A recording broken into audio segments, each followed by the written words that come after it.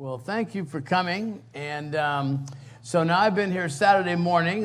Saturday morning we did Hidden Secrets of the Sacred Shroud. Last night we did CSI Jerusalem, the case of the missing body. And then this morning we take a little different approach, which is art, icon, or relic. Which one is it? And so we're going to look at the role of art in exploring and revealing an ancient mystery.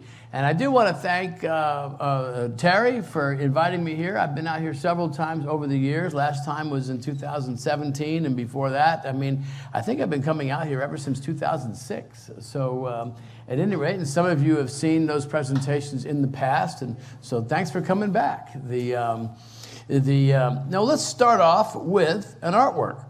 This is a Renaissance painting called The Entombment of Christ. It's painted by Giovanni Battista della Rovere. Had to practice that a few times. But now in this painting, we see two scenes. You see two scenes. Jesus on the bottom, wrapped in a long linen cloth, and then with the head placed at the center. And then up above, we see scene 2. We see the two angels holding a long linen shroud with apparently a set of double images on it. So now let's see what the shroud actually shows. And now, of course, we have two replicas on either side of the screen here. But let's just look at what's on the screen. If you look at the center of the cloth and look to your left, you'll see the front image of a man. Look at the center of the cloth and look to your right. You see the back image or the dorsal image of a man. And so now let's turn this vertical. A lot easier to understand what you're looking at now. Clearly we see the image of a man with long hair and blood all into the forehead and into the hair, and with blood on the arms here, a nail wound in the wrist. Here's the hands. Here's the legs and some blood down by the feet. Now the shroud was in a fire in 1532. It was kept in a silver box, folded up. The top of the box melted, fell down onto the cloth, creating a kind of an origami burn pattern, and creating about a series of 8 burns. We see 4 of them here. And with these triangular shapes are patches that are covering up holes made from the fire. And these lines, these are scorch marks from the fire. So the image lies in between these two parallel lines, which are nothing more than burns and patches and scorch marks. Now, during the fire, it was doused with water. So we have a pattern of water stains. Water stain right over the knees, very prominent. Water stain off to the right here, even one over the chest, even one above the head, right up at the very top here. And so there's lots of water stains on here. And this is just so you have an understanding of everything that you're seeing on this cloth. Now, right adjacent to this patch is a side wound with blood flowing down from it. Now, what's interesting is that if you Google the shroud or look at a book or a magazine, you always see the face image. You sometimes see this image, which is the full frontal image. But what you almost never see is this is a front and back image of an apparently crucified man, about 5'10" to 6 feet in height. We see scrapes and blood flows all around the back of the head from an apparent crown of thorns. We see whip marks, scourge marks, crisscrossing the back in 2 directions from the base of the neck all the way down to the ankles. We see blood across the small of the back here from that side wound. We see the back of the left leg, and we see the bottom of the left foot planted firmly against the cloth with apparently 2 exit wounds for 2 nails, blood trailing off from this exit wound here. We see the back of the right leg somewhat elevated above the left leg, with the bottom of the right heel as if one foot was placed upon the other. So now we have an understanding as to why so many people over the centuries have been so intrigued. Could this be the image of Jesus? Or is it nothing more than an artwork? And so a whole team of scientists went to Turin, Italy in 1978. 33 American scientists. They had 5 days and nights working in shifts, round the clock, 120 hours. And they published their results in 24 different peer-reviewed journal articles. They performed spectroscopy and X-radiography and infrared thermography and photomicroscopy and just a whole battery of tests, including chemical analysis, blood analysis, image analysis, and textile analysis. And it took them 3 years to assess all of the data. And in 1981, they published their results. This is what they said. We can conclude for now that the shroud image is that of a real human form of a scourged, crucified man. It is not the product of an artist. The bloodstains are composed of hemoglobin and give a positive test for serum albumin. I mean, you see, ultimately, there is this either-or proposition with the shroud. And that's this. It either is the authentic burial shroud of Jesus, or it's not.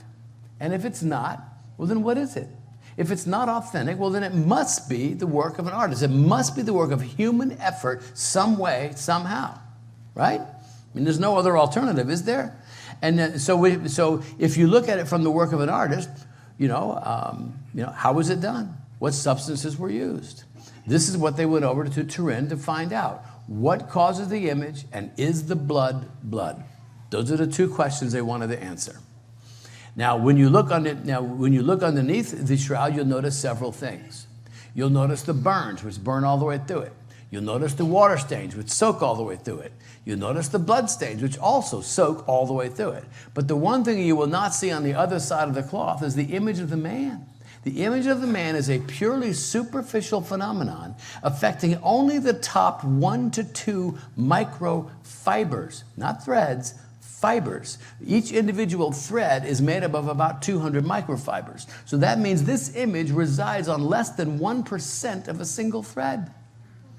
So in other words, the image appears on the inside surface of the cloth. It does not penetrate through to the other side. Now, one of the last tests they did in Turin before they had to pack their bags and go home is called transmitted light photography. Now, the image on your left is the image as it appears to the natural eye. And, you clearly see the image. I mean, we can all see it there. But the image on your right is what appears in transmitted light. Now, what they did was that they put a big light in back of the shroud, transmit light through the shroud. Now, here's an important point, is that one of the most important conclusions of the Shroud Project is that there is no visible trace of any kind of paint, ink, dye, pigmentation, or stain. There are no artistic substances on the cloth to account for the image. It's not there. And this is why transmitted light is important, because in transmitted light, the image disappears. We see the blood on the arms. We see the wound in the side right here. We see the water stain over the knees. We see the blood down by the feet. We see these horizontal lines. This is kind of a banding effect from the way the shroud was actually pieced together. But the image disappears. Now, if the shroud was the result of substances applied to the cloth, you would see it just the way the same way you see the water stains, just the same way you see the blood stains. But you don't. And all this does is visually confirm what we know from all the other tests. So now let's look at some photomicroscopy. When you magnify the shroud 32 times, this is rust left from an old tack. And you can clearly see the rust particles clinging to the threads and the fibers right here. On your right is a burned area. So here's a thread that's charred and another thread that's right next to it that's untouched. On your left is a blood image area from the lower back. You can clearly see the blood soaking through and clinging to all the threads and the fibers. On your right is an image area from the tip of the nose, and you can hardly tell that anything is even there. In fact, you have to drill down several hundred times magnification to see anything, and we're going to do that right now. So in other words, there's about 200 fibers per single thread, and there appears to be some coloration on the top 1 to 2 of the microfibers composing the thread. There's no variation in color. It's identical throughout the entire shroud. No difference in color anywhere. But the colored fibers or the affected fibers are right next to fibers that are completely untouched. It's a strange phenomenon. And the best chemistry that we have is that the shroud image is the result of an accelerated dehydration and oxidation of the linen fibers composing the cloth, but only in those areas immediately surrounding a body. So in other words, the cloth is made out of flax. Flax is about 100% cellulose and probably 80% water. Something caused the moisture or the water content within the flax to dry out and oxidize at a very rapid rate, but only in those areas immediately surrounding a body, bringing forth a discoloration of the cloth. And so now the question is, what could have done that? So now we have to ask this question. It certainly doesn't appear to be any artistic substances on the cloth. Doesn't appear to be the work of an artist. What about the blood then? Is it just paint? Well, in fact, the blood stain tests positive for 13 different blood components, including bile, bilirubin, serum albumin, hemoglobin. Bilirubin is really interesting. Bilirubin is an enzyme that is released into the bloodstream during conditions of severe stress. I think crucifixion might qualify. Here's the total pattern of blood chemistry. This is by Dr. Alan Adler, one of the blood chemists. He says the blood marks seen on the shroud are consistent with the contact transfer to the cloth of blood clot exudates that would have resulted from major wounds inflicted on a man who died upright as a result of crucifixion. Why upright? All of the blood stains show the evidence of gravity, where this man was in a vertical stance when these wounds occurred, whether we're talking about the crown of thorns and blood cascading from the head or from the side wound, or all the scourge marks across the back, or the blood coming down the arm here from when the arms were in this position here originally. The blood would have streamed down the arm and pooled at the elbow and dropped down. Everything shows gravity. The beginning of the science of the shroud really began in 1898, when it was photographed for the very first time. The image on your left is the image as it appears to the natural eye, and that's all anyone ever saw for centuries. But in 1898, it was photographed, and what emerged from the dark room in the developer solution, when this photographer, Secondo Pia, was developing his negative image, was what you see on the right. And he almost dropped this glass plate and fell out the window of his apartment. He was so shocked by what he saw. And you see, in other words, we're firmly in the digital age. But does anyone remember taking pictures with film? Anybody? Oh, a few. Okay, good. I was at Georgia Tech a few weeks ago and nobody raised their hands.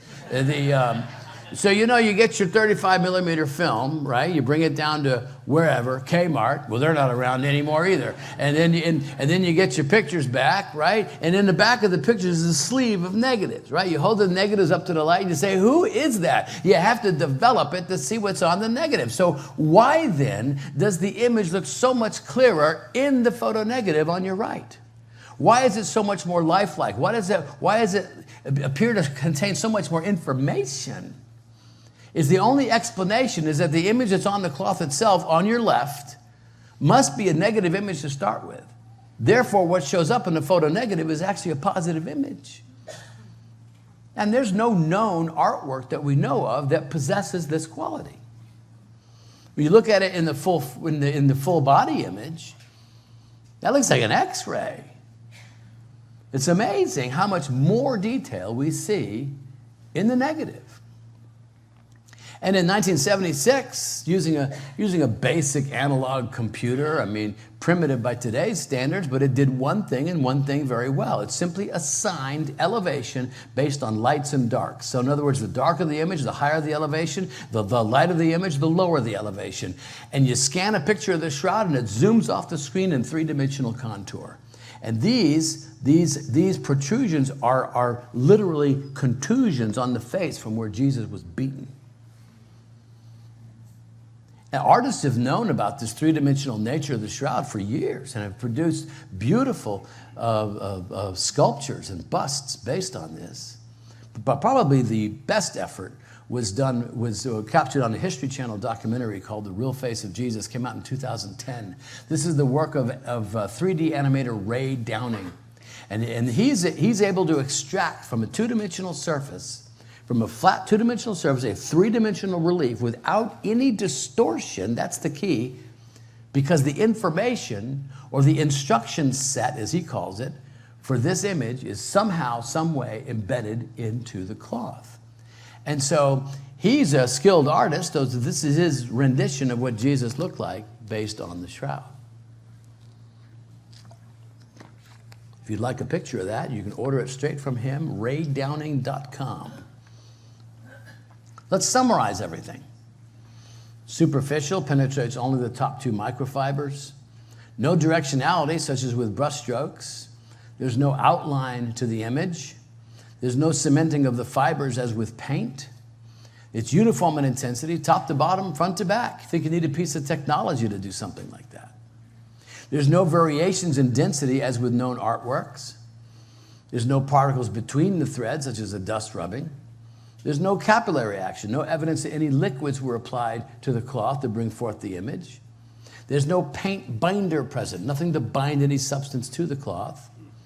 It's a negative image with distance information encoded. It's blood from actual wounds. It's AB blood type with human male DNA. We found that out in 1995. And there's no image under the blood. That's interesting. No image under the blood. That tells you something. That tells you the order of events. If there's no image under the blood, then that means the blood was on the cloth first, followed by the image. When did the image get there? Later. I don't know. Maybe 3 days later. All we know is later, which makes sense if it's authentic, right? Good Friday followed by Easter Sunday, but it makes no sense if it's the work of an artist. And there's been a half a dozen attempts or so to show how some alleged artist could have crafted this, and they're all pretty terrible, but they all make the same mistake. I'll show you these in just a minute. They all craft their image and they paint the blood where it's supposed to go. No, no, no. Blood first, then image. You do that and you've accomplished something. And so now when you look at this total image, a frontal image on your left, dorsal image on your right, now that you know all the unique attributes of the cloth and the image and the blood, this is astounding. This is phenomenal. It stands unique in the world of art or anything. Let's look more at art then. Say hi to Mona. She still has that same smile. You know, when you compare the shroud to art, there's no style, there's no technique, there's nothing similar before it, nothing similar after it, nothing to associate it with a known artist. So let's have a little quiz. Who's this? Van Gogh. Who's this? Picasso. This is a trick one. You can buy his cafe scenes in Walmart. Claude Monet. Oh, you got to know. I mean, no one's this crazy. Salvador Dali. Now, you know who this is, but who made it? Andy Warhol. What about this? Yeah. So that's the problem. When you say that it's a work of an artist, who did it? How did he do it? We don't know. Now, what's interesting is that the shroud has the opposite effect of art. This is a portrait by a British artist by the name of Tyshawn Schoenberg. He gave me permission to use these images, and so what's interesting is that the closer you get to the shroud, the less detail you see.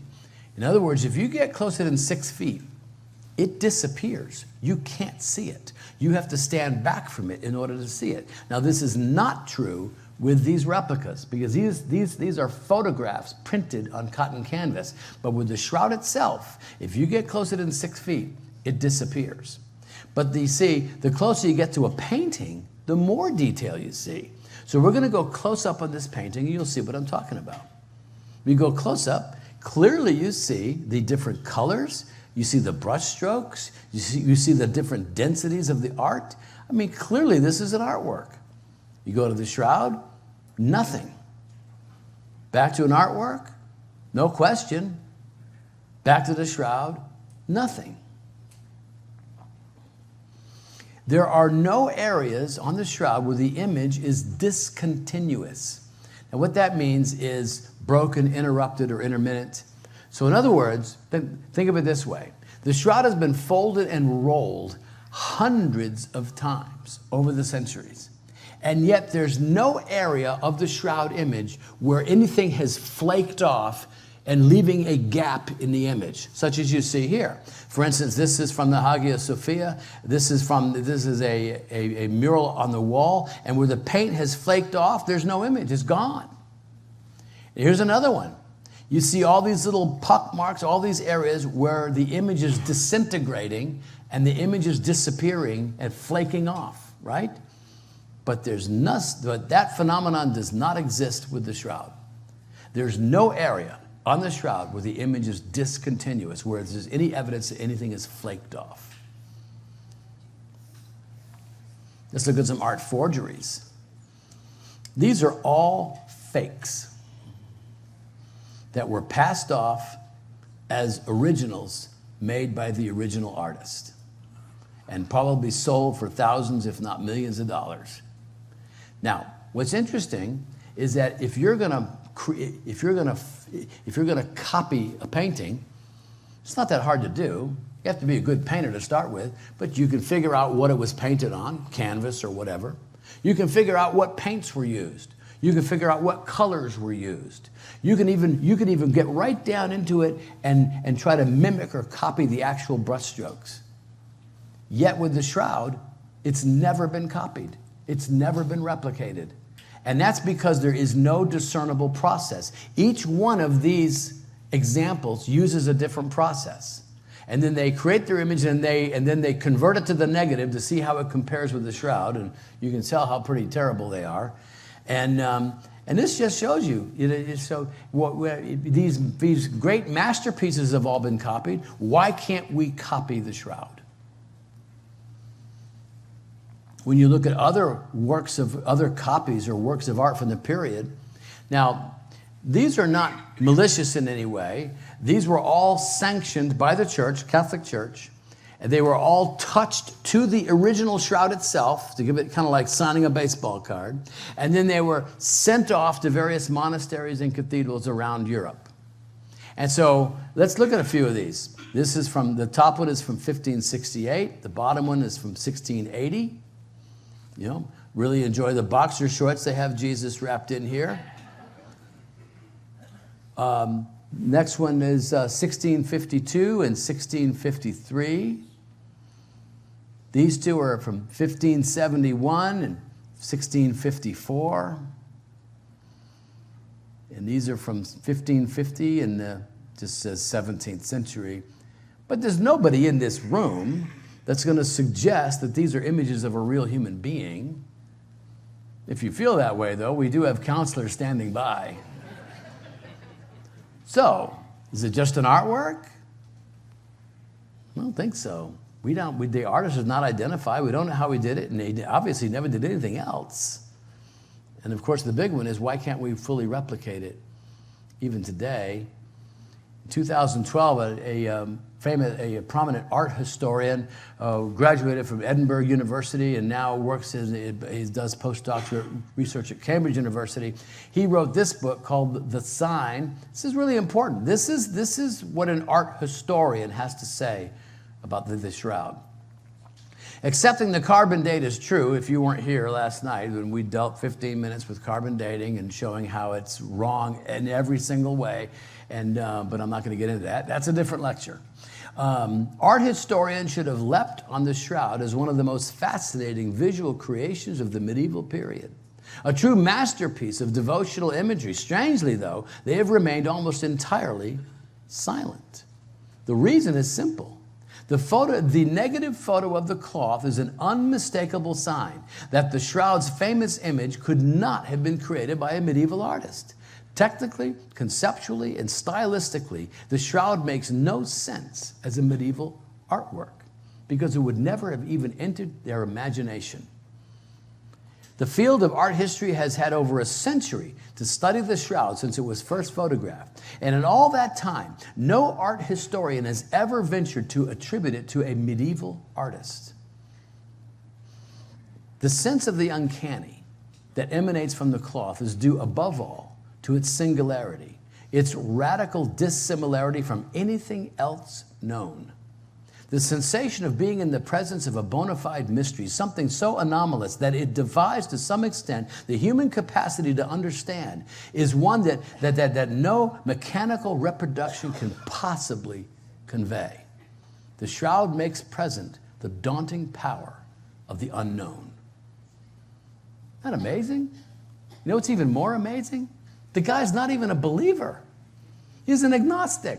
Well, he's British. They're all agnostic. But there are two prominent skeptics. Now, there is this microscopist, Walter Macron. He says, no, it's the work of Simone Martini. And he was a prominent medieval artist. He had founded the Siena School of Art, and he passed away in 1344. Now, bear in mind that the date range for carbon dating is 1260 to 1390. Completely wrong, but that's the date range that has been assigned to it by the carbon labs. And I proved last night in many different ways that it's flat out wrong. And here's another one. Here's another. This is a art historian from Baltimore named Gary Viken. I guess he loves his dog. But Martini, he doesn't. No, it's not Simone Martini. It's his student, Nato Ceccarelli. It was the likely artist, and he died in circa 1360. Well, what we're going to do is this.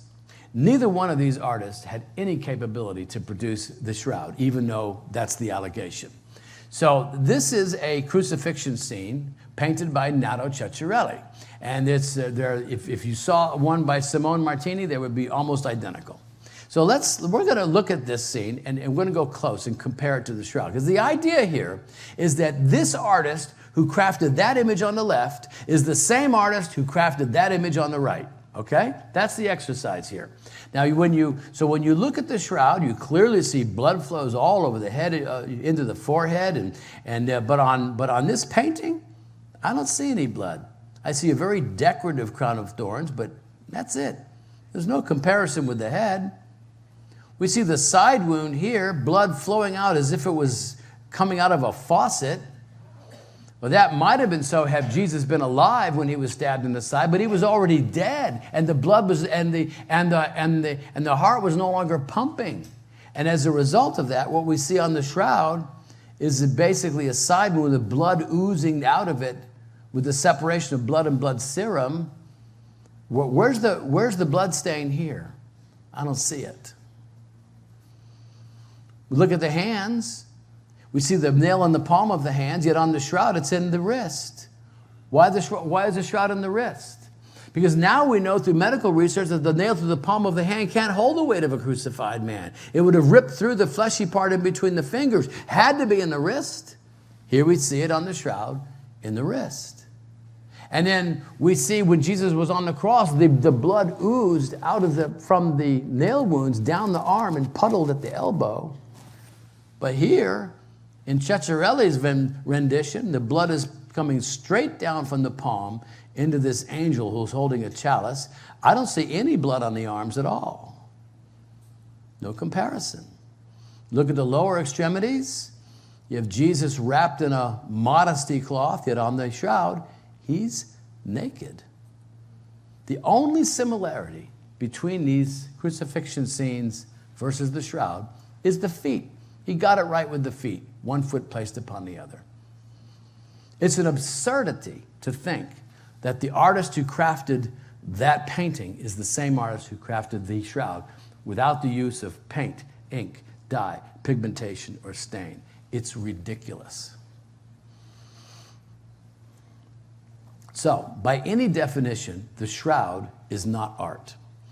And let me repeat myself. It's not art. Now let's look at the role. Let's look at the role of the icon in early Christianity. Maybe it's an icon. Remember the name of this presbytery: art, icon, or relic. Now icons preceded the era of art, and so now let's look at history. Just 30 seconds here. Legend and folklore talks about Saint Jude bringing a cloth with a mysterious image of Jesus on it to Edessa. Now, Edessa is about 400 miles north of Jerusalem in Syria. And the legend goes, it was that King Abgar was the king of the city-state of Edessa. He was dying of leprosy. And so this cloth was brought to him to behold the image. He was healed of leprosy. He becomes a believer. And then persecution set in after a while. This cloth was hidden away and rediscovered about 400 years later in 525. And then from that moment on, it becomes known as the image of Edessa. It's described as the true likeness of Christ, not made by human hands. And so from that moment on, all of your Byzantine Orthodox images of Jesus change. They change to conform with the true likeness: long hair, full beard, large hollow eyes, long flattened nose. Stylistically, all of your Byzantine icons of Jesus change to conform to the true likeness. So that's this. Now this history is going to come real in just a minute. So in other words, the icon painter in the Orthodox Church is considered the spiritual equivalent of a priest. He has a life that is completely devoted to prayer, and creating an image was an act of worship. And the image was inspired and blessed. And now the use of images in the Orthodox Church is not idols.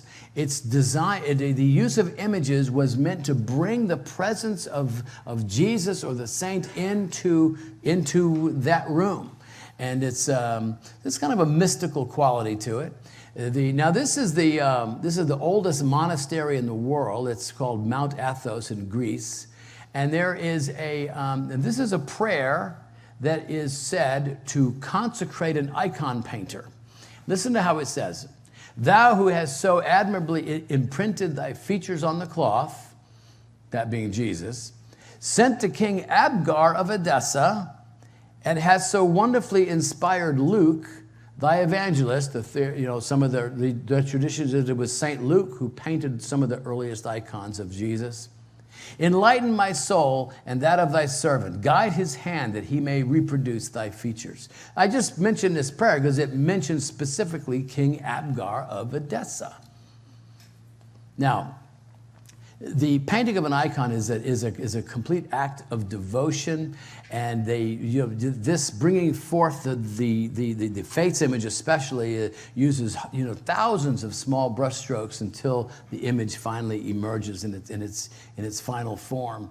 But there's an interesting thing. Why is the face so prominent? Why? Because so many scriptural references to seeing the face of God or the face of Christ. And here's a famous blessing of Aaron, how Aaron, Moses' brother, was commanded to bless the Israelites. Here's how it says, the Lord bless you and keep you. The Lord make his face shine on you and be gracious to you. The Lord turn his face toward you and give you peace. So 2 times in this little blessing, it mentions the face of God turning towards you as a sign of God's favor. Now, realize that no one in the Old Testament ever saw the face of God? Not even Moses. Yet, when Jesus was manifested in the flesh, everyone saw him. Everyone saw Jesus.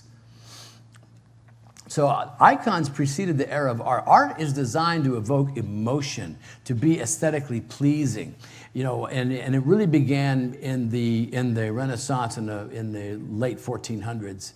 But icons were visual expressions of theology, and they contain the essence of Christ, of the saint pictured.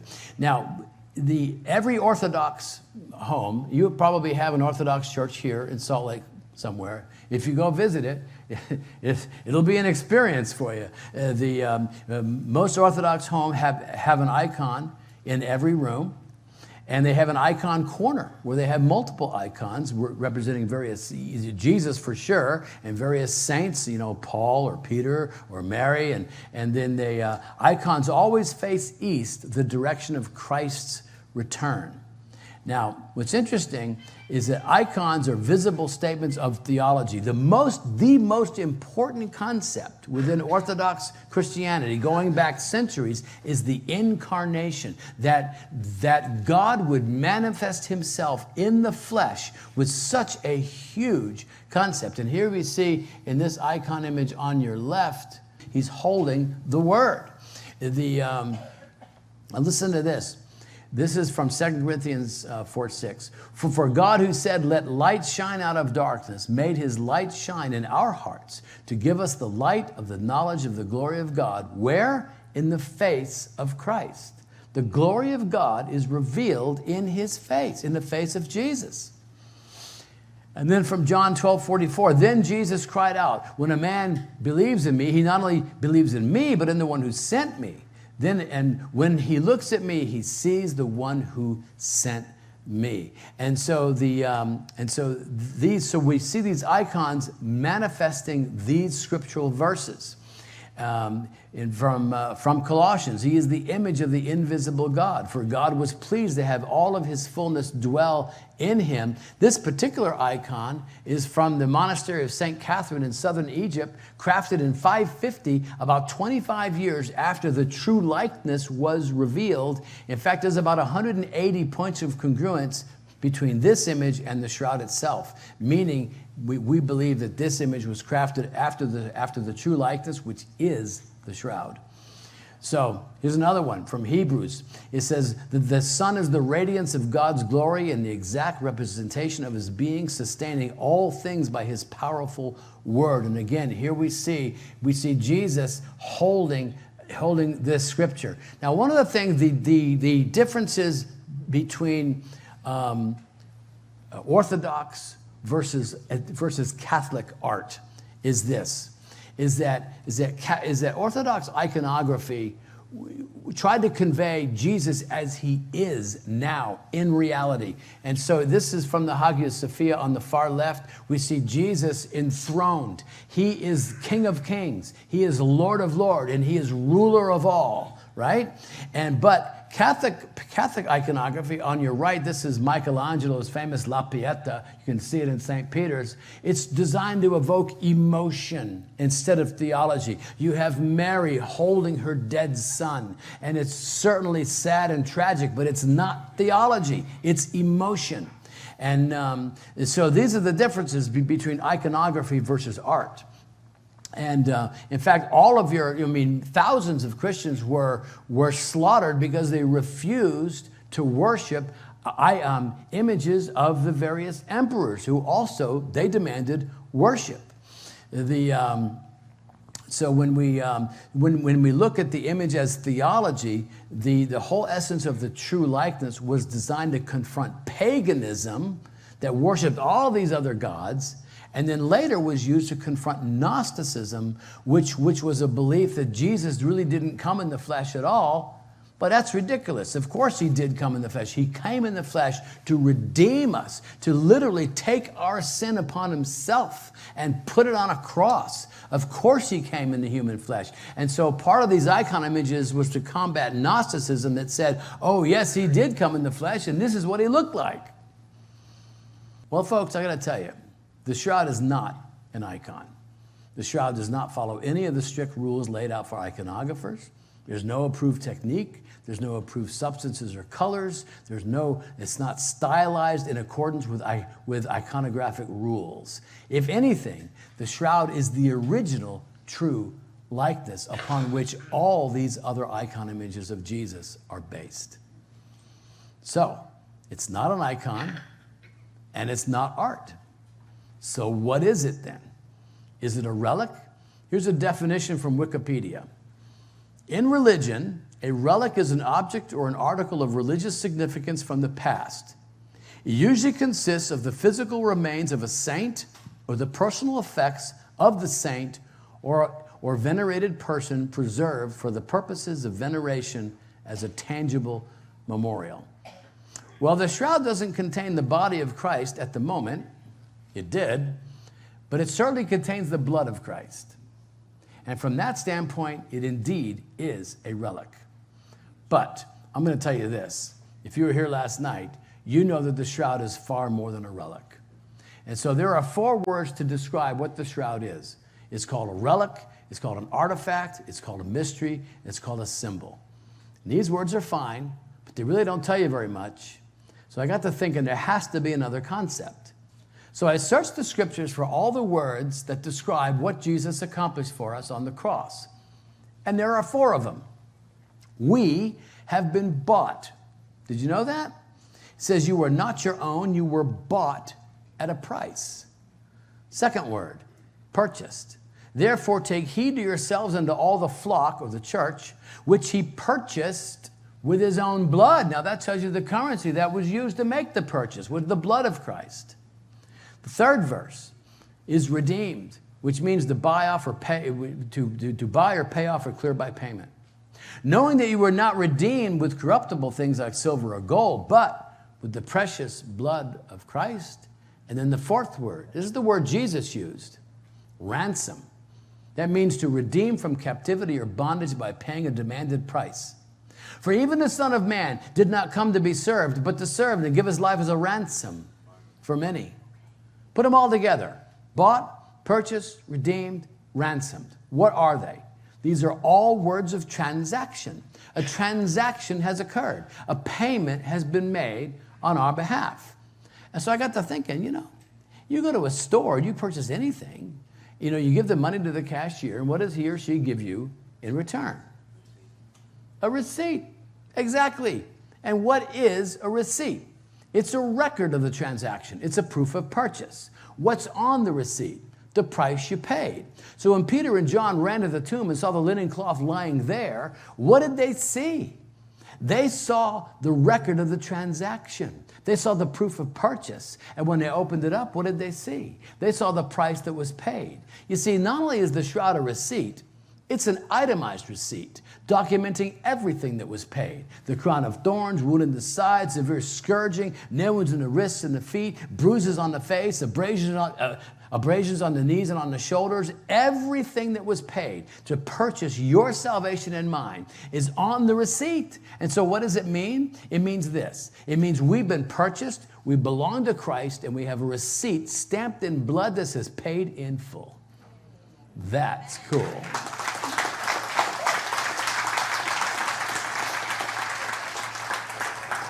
Now, what's even cooler than that, if you can imagine, is that the last word Jesus spoke on the cross is a Greek word. It's tetelestai. It's usually translated as, it is finished. But actually, it can equally be translated as paid in full. Same exact words. Tetelestai. And that is why the word gospel means good news. There can't be any better news than to know that your debt of sin, no matter how big it may be or little, has been completely paid for at the cross. And through the cross, there's nothing that keeps you out of heaven because it has been paid for. And that's why the shroud is fabulous news. And I just think it's a receipt. Amen. Now, I'll tell you this, if you go to a different church or something and you want to have me there, there's my website right there, shroudencounter.com. Thank you very much, and God bless.